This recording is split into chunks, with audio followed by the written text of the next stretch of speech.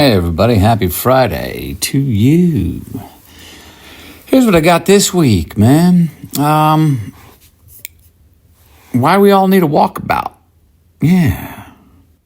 Problems, questions I hear this, social media, work, this fast-paced world, it just doesn't seem to let me slow down.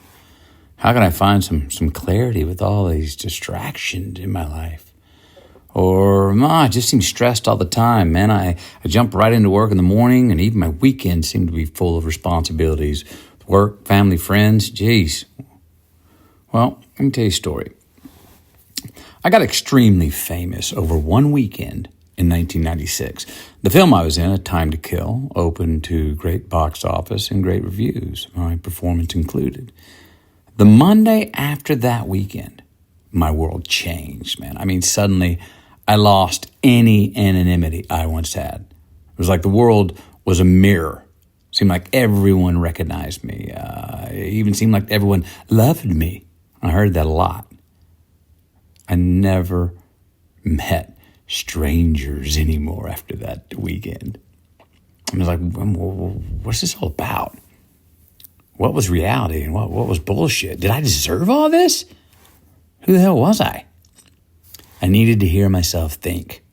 I needed to check out to check in so I could settle into my new position of leverage and measure what it was. I needed to get less impressed with it, find some discernment, and figure out what kind of role and what type of film I wanted to do next. I needed some starvation. Then I had a wet dream. Yep. The involuntary intercourse, hands-free, and fellatio-free nocturnal emission of semen one has while sleeping. Rare but welcomed, these lucid dreams most commonly involve a theme of sexual activity. Well, the wet dream I had was not common. My wet dream was this. I was seeing myself floating downstream on my back in the Amazon River, wrapped up by anacondas and pythons, surrounded by crocodiles, piranhas, and freshwater sharks. There were African tribesmen lined up shoulder to shoulder on the ridge to the left of me as far as my eye could see. I was at peace. 11 frames, 11 seconds, then I came. I woke up. Whoa, whoa, what the hell is that, man? All the elements of a nightmare, right? But no, it was a wet dream. What does this mean? I wondered. Well, there were two things that I was sure about the dream. One, I was on the Amazon River. And two, those were African tribesmen on the left ridge.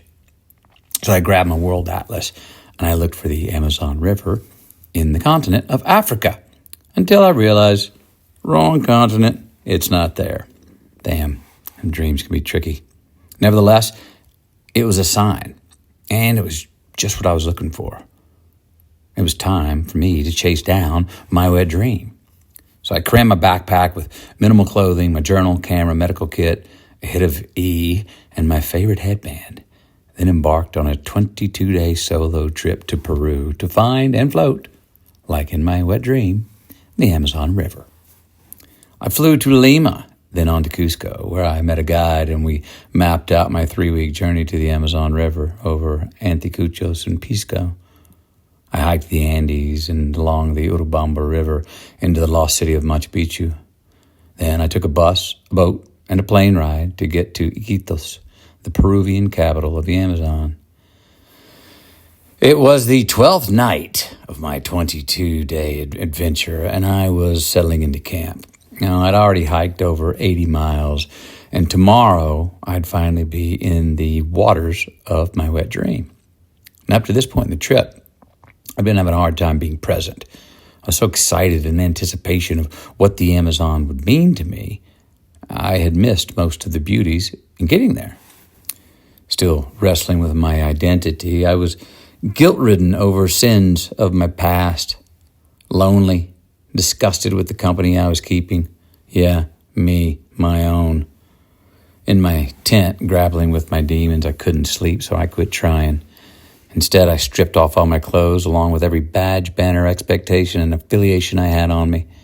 I discarded my American baseball cap, the Celtic knot pendant, the Lone Star flag amulet, and even my gold ring my father had given me. I removed every idol that ever gave me comfort or confidence. All the packaging around my product was disrobed. I even punched myself in the face a couple of times for good measure. Now, naked and stripped down to nothing, I was only a child of God and nothing more. Soaked in a cold sweat, I vomited until there was no bile left in my belly. Then I passed out from exhaustion. A few hours later, I awoke on the 13th morning to a rising sun. Surprisingly fresh and energized, I dressed, made some tea, and went for a morning walk. Not toward my destination or any expectation, but rather to nowhere in particular. I felt great, alive, clean, free, bright.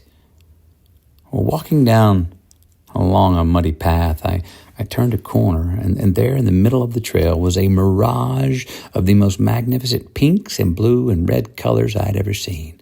It was electric, like it was plugged in, glowing, vibrant, just hovering just above the jungle floor, pulsing as if it was plugged into some neon-charged power plant. I stopped, or it stopped me, and I stared, backed up a pace. There was nowhere around it, and it was no mirage at all. The jungle floor in front of me was actually a kaleidoscope of thousands of butterflies. It was awe-inspiring. It was spectacular. I stayed a while, gaping in wonder, captivated. I heard this little voice inside my head say these words: "All I want is what I can see. And all I can see is in front of me." No longer in a rush to get anywhere or anticipating what was around the corner, coming up next or up ahead, time slowed down. I raised my chin to the sky and said a quiet thank you, then glanced down the path just past the massive menagerie of levitating butterflies, and there, for the first time, I saw the Amazon River. The tower of all my anxieties, now lying down laterally in front of me, just like that slow-moving river. For the first time in months, I was at ease. A few hours later, I returned to camp to pack for my continued journey. On arrival, my guide called out to me in Spanish, "Sois luz, Mateo, sois luz," meaning, "You are light, Mateo, you are light." Yeah. Now I'm forgiven. I'd let go of the guilt. My confusion was gone. My penance felt paid. Back in good graces, I shook hands with myself. And from that morning on, I was present, embracing only what I could see in front of me and giving it the justice it deserved. Oh, why do we need a walkabout? Noise to signal ratio. We're more constantly bombarded by unnatural stimuli than ever before. I think we need to put ourselves in places of decreased sensory input so we can hear the background signals of our psychological processes. As the noise decreases, the signals become clearer, and we can hear ourselves again. And when we do that, we reunite. Time alone simplifies the heart. Memory catches up, opinions form. We meet truth again, and it teaches us, landing on stable feet between our reaching out and retreat. Because our unconscious mind now has room to reveal itself, we see again. It dreams, perceives, and thinks in pictures, which we can now observe. And in this solitude, we begin to think in pictures and actualize what we see. It's like our souls become anonymous again. We realize that we are stuck with the one person we can never get rid of. Guess who? Ourselves. The Socratic dialogue can be ugly, painful, lonesome, hard, guilt-ridden, a nightmare, vicious enough to need a mouthguard not to gnaw our fangs into nubs while we sweat cold in feverish panic. But we're forced to confront ourselves, and I believe this is good. We more than deserve this suffrage. We've earned it. An honest man's pillow is his peace of mind, and no matter who's in our bed each night, we sleep with ourselves. We either forgive or get sick and tired of it. And herein, I believe, lies the evolution. With nowhere to run, we're forced to deal with ourselves. And everyday suppressions break out of the zoo and they start monkeying around.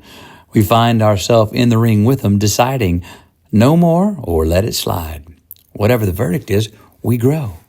It's us and us are always and our only company. We tend to ourselves and get in good graces once again. Then we return to civilization, able to better tend to our tendencies. Why? Because we took a walkabout. Listen, I understand not everybody has a luxury to take 5 weeks off or 3 weeks off, whatever it was, to fly to the Amazon. I'm not saying you need to do that. A walkabout can be a solo weekend with yourself, reservations for one for dinner, or a quiet hour at dawn. Whatever it looks like, give yourself the gift of disappearing and showing yourself to yourself. You can come back more fully you. Because, like we said earlier, the only person you're always going to be walking with, sleeping with, and the only person you cannot ever kick out of your life is you. Take a walkabout with yourself, buddy. Have a great weekend.